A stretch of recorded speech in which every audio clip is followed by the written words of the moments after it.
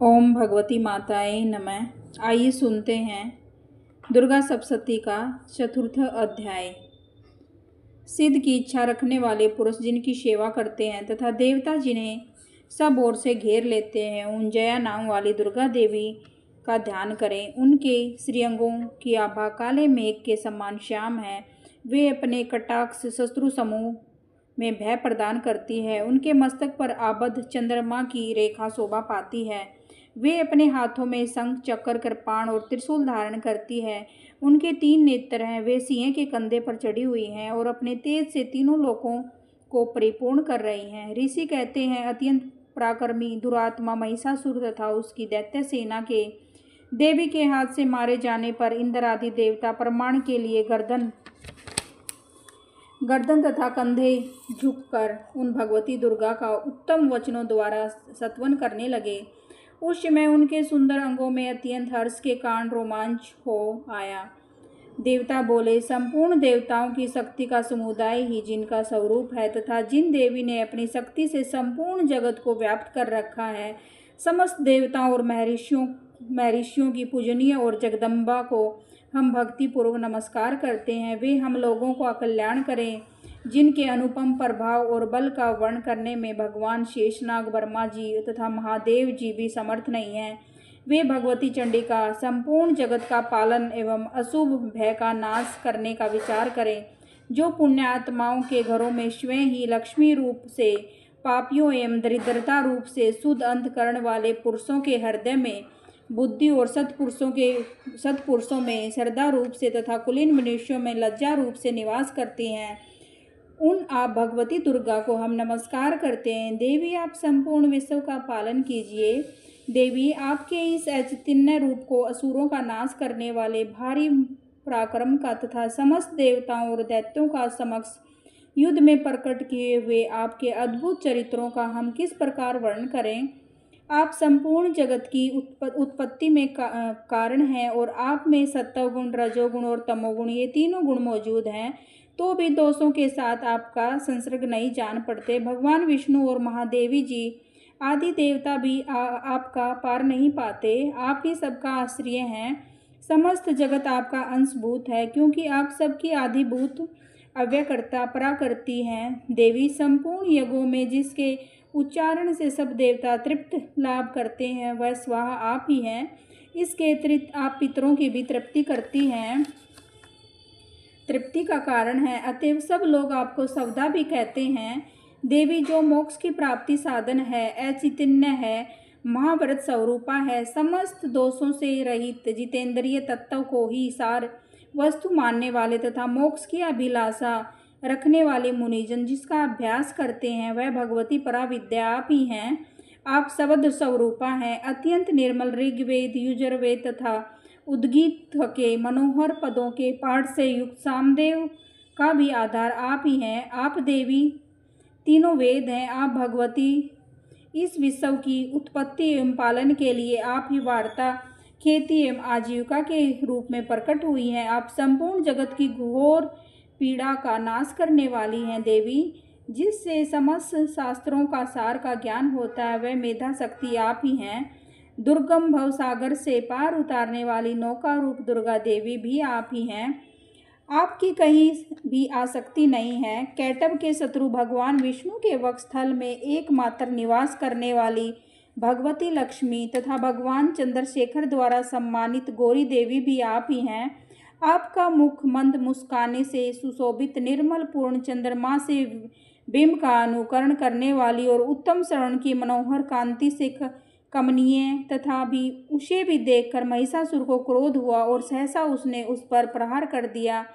ये बड़े आश्चर्य की बात है। देवी, वही मुख जब क्रोध से युक्त होने पर उदय काल में चंद्रमा की भांति लाल और तनी हुई भौहों के कारण विकराल हो उठी, तब उसे देखकर जो महिषासुर के प्राण तुरंत नहीं निकल गए, यह उससे भी बढ़कर आश्चर्य की बात है, क्योंकि क्रोध भरे हुए यमराज को देखकर भला कौन जीवित रह सकता है। देवी, आप प्रसन्न हो, परमात्मा स्वरूपा हो। आपके प्रसन्न होने पर जगत का अभुद्य होता है और क्रोध में भर जाने पर आप तत्काल ही कितने ही कुलों की सर्वनाश कर डालती हो। ये बात अभी अनुभव में आई है, क्योंकि महिषासुर की यह विशाल सेना क्षण भर में आपके कोप से नष्ट हो गई है। सदा अभ्युदय प्रदान करने वाली आप जिन पर प्रसन्न रहती हैं वे ही देश में सम्मानित हैं। उन्हीं को धन और यश की प्राप्ति होती है। उन्हीं का धर्म कभी स्थिर नहीं होता तथा वे ही अपने हष्ट पुष्ट स्त्री पुत्र और भाइयों के साथ धन धान्य जाते हैं। देवी, आपकी ही कृपा पुण्य आत्मा पुरुष प्रतिदिन अत्यंत श्रद्धा से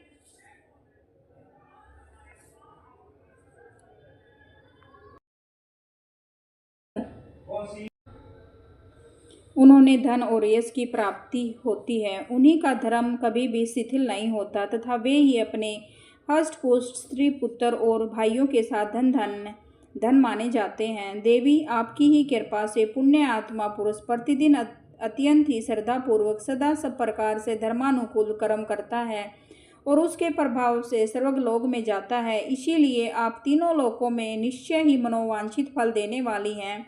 माँ दुर्गे, आप श्रवण करने पर सब प्राणियों के भय को हर लेती हैं और स्वस्थ पुरुषों द्वारा चिंतन करने पर उन्हें परम कल्याणमयी बुद्धि प्रदान करती हैं। दुख दरिद्रता और भय हरने वाली देवी, आपके सिवा दूसरी कौन है जिसका चित्त सबका उपकार करने के लिए सदा ही दरियाद रहता है। देवी, इन राक्षसों के मारने से संसार में सुख मिले तथा ये राक्षस चिरकाल तक नरक में रहने के लिए भले ही पाप करते रहे हों, इस समय संग्राम में मृत्यु को प्राप्त होकर स्वर्गलोक में जाएं, निश्चय ही यही सोचकर आप शत्रुओं का वध करती हैं। आप शत्रुओं पर शस्त्रों का प्रहार क्यों करती हैं? समस्त असुरों में दृष्टिपात मात्र से ही भस्म क्यों नहीं कर देती? इसमें एक रहस्य है। ये शत्रु भी हमारे शस्त्रों से पवित्र होकर उत्तम लोकों में जाएं, इस प्रकार उनके प्रति भी आपका विचार अत्यंत उत्तम रहता है। खड़ग के तेज से पुंज की भयंकर दीप्ति से तथा आपके त्रिशूल अग्रभाग की घनीभूत प्रभा से चौंधिया कर जो असुरों की आंखें फूट नहीं गई, उसमें कारण यही था कि वे मनोहर रश्मियों में से युक्त चंद्रमा के समान आनंद प्रदान करने वाले आपके इस सुंदर मुख का दर्शन करते हैं। देवी, आप शील दुराचारियों के बुरे बर्ताव को दूर करने वाला है। साथ ही यह रूप ऐसा है जो कभी भी चिंतन में भी नहीं आ सकता और जिसको कभी भी दूसरों से तुलना भी नहीं हो सकती तथा आपका बल और पराक्रम तो उन दैत्यों का भी नाश करने वाला है जो कभी देवताओं के पराक्रम को भी नष्ट कर चुके थे। इस प्रकार आपने शत्रुओं पर अपनी दया ही प्रकट की है। वरदायिनी देवी, आपके इस पराक्रमी किसके साथ तुलना हो सकती है तथा शत्रुओं को भय देने वाली एवं अत्यंत मनोहर ऐसा रूप भी आपके सिवा और कहाँ है? हृदय में कृपा और युद्ध में निष्ठुरता, ये दोनों ही बातें तीनों लोकों के भीतर केवल आप में ही देखी गई हैं। माता, आपने शत्रुओं का नाश करके इस समस्त त्रिलोकी की रक्षा की है। उन शत्रुओं को भी युद्ध भूमि में मारकर स्वर्गलोक में पहुंचाया है तथा उन्मत्त दैत्यों से प्राप्त होने वाले हम लोगों के भय को भी दूर कर दिया है। आपको हमारा नमस्कार है। माता देवी, आप शूल से हमारी रक्षा करें। अंबिके, आप खड्ग से भी हमारी रक्षा करें तथा घंटा की ध्वनि और धनुष के टंकार से भी हम लोगों की रक्षा करें। माँ चंडिके, पूर्व पश्चिम और दक्षिण दिशाओं में आप हमारी रक्षा करें तथा ईश्वरी अपने त्रिशूल घुमाकर आप उत्तर दिशा में भी हमारी रक्षा करें।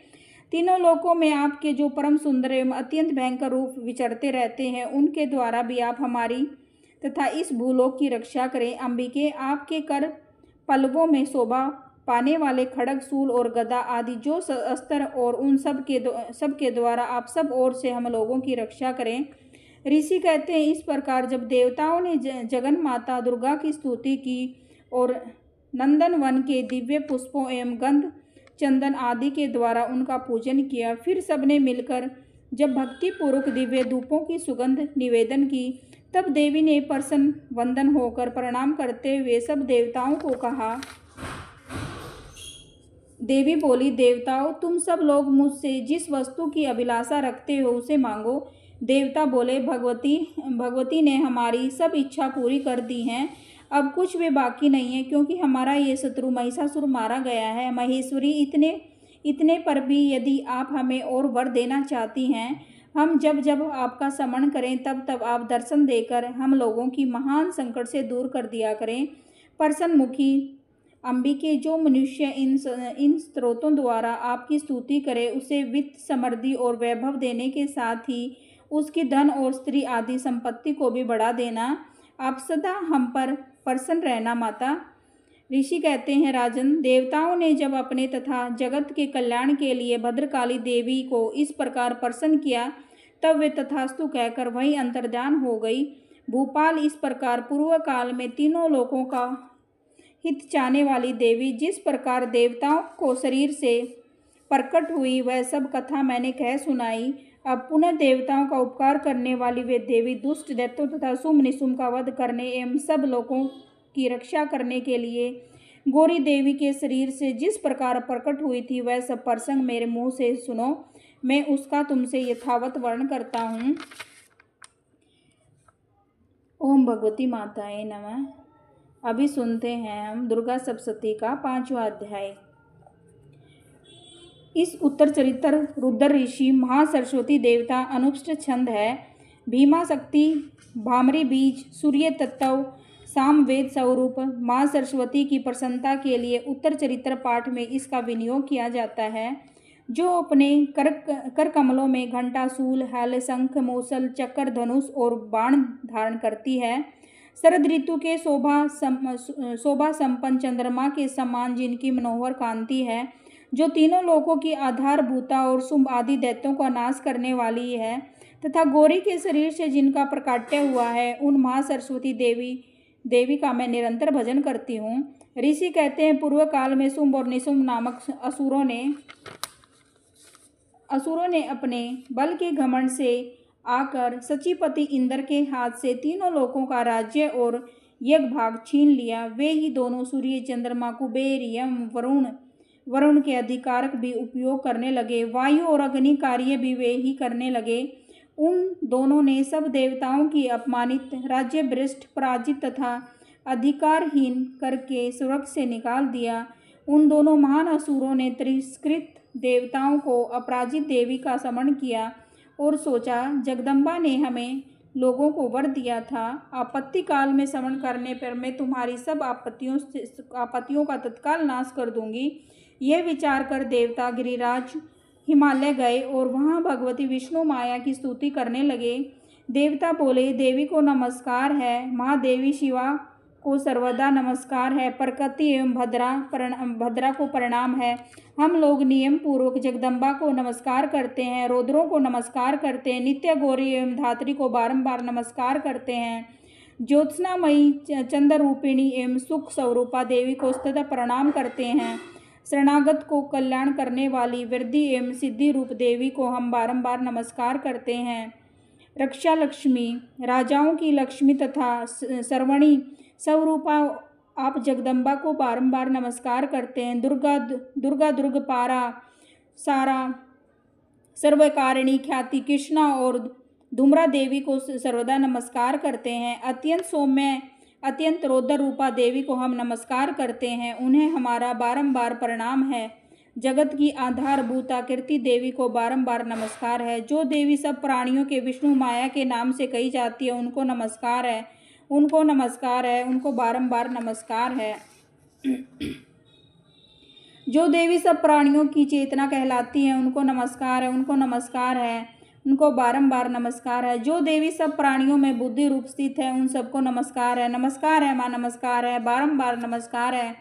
जो देवी सब प्राणियों में निंद्रा रूप से स्थित है, उनको नमस्कार है, उनको नमस्कार है, बारंबार नमस्कार है। जो देवी सब प्राणियों में सुधा रूप से स्थित है, उनको नमस्कार है माँ, नमस्कार है, बारंबार नमस्कार है। जो देवी सब प्राणियों में छाया रूप से स्थित है, उनको नमस्कार है, उनको नमस्कार है, बारंबार नमस्कार है। जो देवी सब प्राणियों में शक्ति रूप से स्थित है, उनको नमस्कार है, बारंबार नमस्कार है माँ। जो देवी सब प्राणियों में तृष्णा रूप से स्थित है, उनको नमस्कार है, बारंबार नमस्कार है। जो देवी प्राणियों में अशांति और उनको भी नमस्कार है, बारंबार नमस्कार है। जो देवी सब प्राणियों में जाति रूप में स्थित है, उनको नमस्कार है माँ, नमस्कार है। जो देवी सब प्राणियों में लज्जा रूप से स्थित हो उनको नमस्कार है, नमस्कार है माँ, नमस्कार है, बारंबार नमस्कार है। जो देवी सब प्राणियों में शांति रूप से स्थित है उनको नमस्कार है, बारंबार नमस्कार है।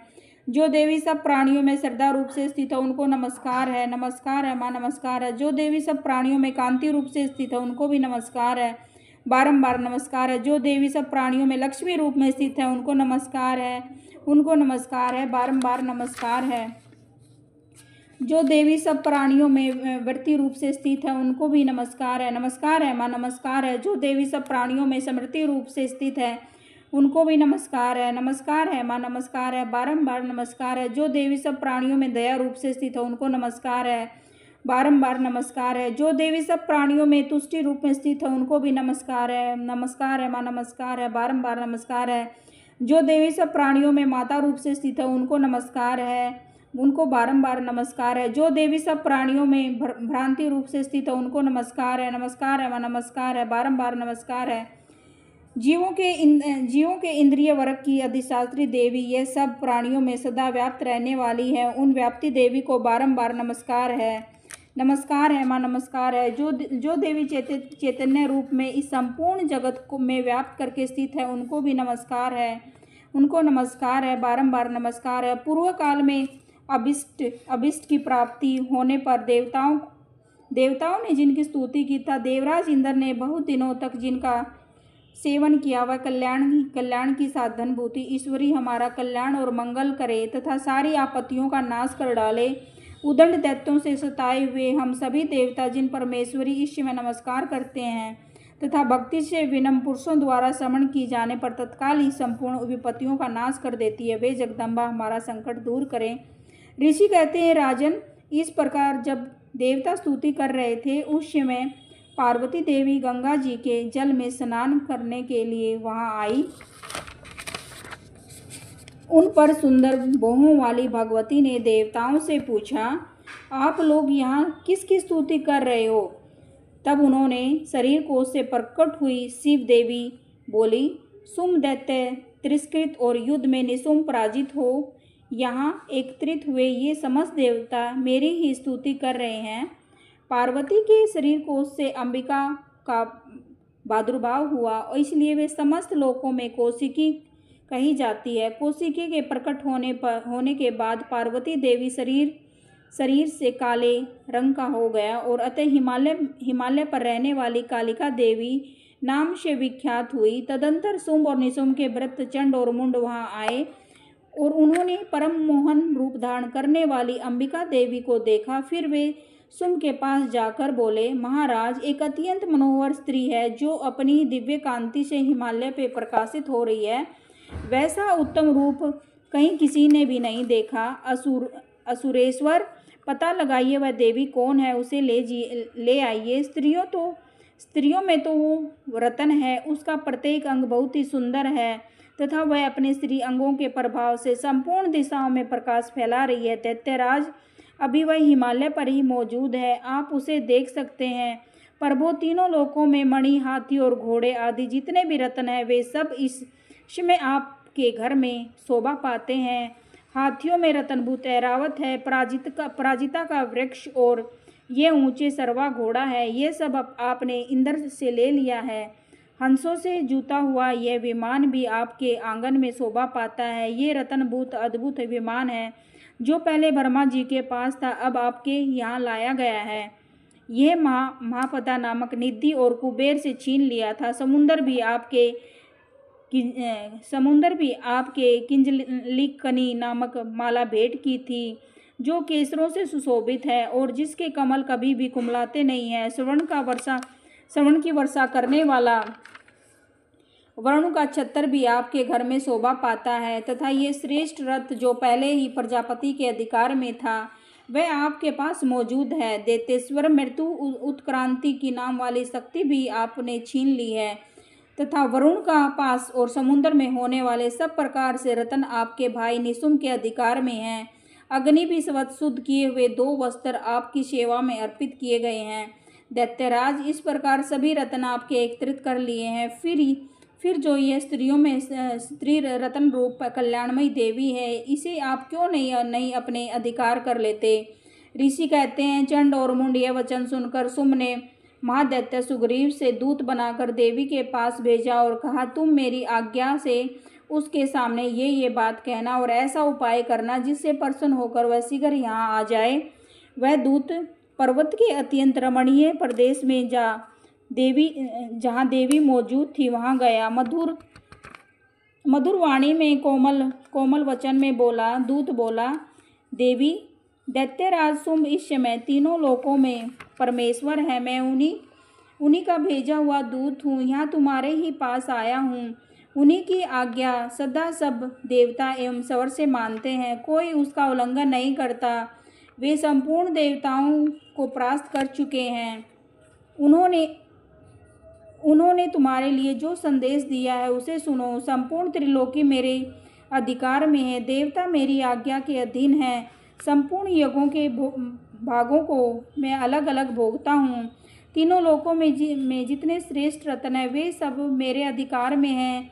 देवराज इंद्रवाहन ऐरावत जो हाथी रत्न समान है मैंने छीन लिया है। क्षीर सागर मंथन करने से जो असव रत्न उच्च सर्वा प्रकट हुआ था उसे देवताओं ने मेरे पैरों पर पड़कर समर्पित कर दिया है। सुंदरी, उनके सिवा और भी जितने रत्नभूत पदार्थ देवताओं, गंधर्वों और नागों के पास थे वे सब मेरे ही पास आ गए हैं। देवी, हम लोग तुम्हें संसार की स्त्रियों में रत्न मानते हैं। तुम हमारे पास आ जाओ, क्योंकि रत्नों का उपभोग करने वाले हम ही हैं। चंचल कटाक्षों वाली सुंदरी, तुम मेरी या मेरे भाई महापराक्रमी निशुंभ सेवा में आ जाओ, क्योंकि तुम रत्न स्वरूपा हो। मेरा वर्ण करने से तुम्हें तुलना रहित महान ऐश्वर्य की प्राप्ति होगी। अपनी बुद्धि से विचार सुनकर तुम मेरी पत्नी बन जाओ। ऋषि कहते हैं, दूत के यूँ कहने पर कल्याणमयी भगवती दुर्गा देवी जी इस जगत को धारण करती है। मन ही मन गंभीरता भाव से मुस्कुराई और इस प्रकार बोली। देवी ने कहा, दूत, तुमने सत्य कहा है, इसमें तनिक भी मिथ्या नहीं है। शुंभ तीनों लोकों का स्वामी है और निशुंभ भी उसी के समान पराक्रमी है, किंतु इस विषय में मैंने जो प्रतिज्ञा कर ली है उसे मिथ्या कैसे करूं। मैंने अपनी अल्प बुद्धि के कारण पहले से जो प्रतिज्ञा कर रखी है उसे सुनो। जो मुझे संग्राम में जीत लेगा, जो मेरे अभिमान को चूर्ण कर देगा तथा संसार में जो मेरे सम्मान बलवान होगा वही मेरा स्वामी होगा। इसीलिए शुंभ अथवा महादैत्य निशुंभ स्वयं ही यहाँ पधारें और मुझे जीतकर शीघ्र ही मेरा पाणी ग्रहण करें। इसमें विलंब की क्या आवश्यकता है। दूत बोला, देवी, तुम घमंड में भरी हो, मेरे सामने ऐसी बातें न करें। तीनों लोकों में कौन ऐसा पुरुष है जो शुंभ और निशुंभ के सामने खड़ा हो सके। देवी, अन्य दैत्यों के सामने भी सारे देवता युद्ध में नहीं ठहर सकते, फिर तुम अकेली स्त्री होकर कैसे ठहर सकती हो।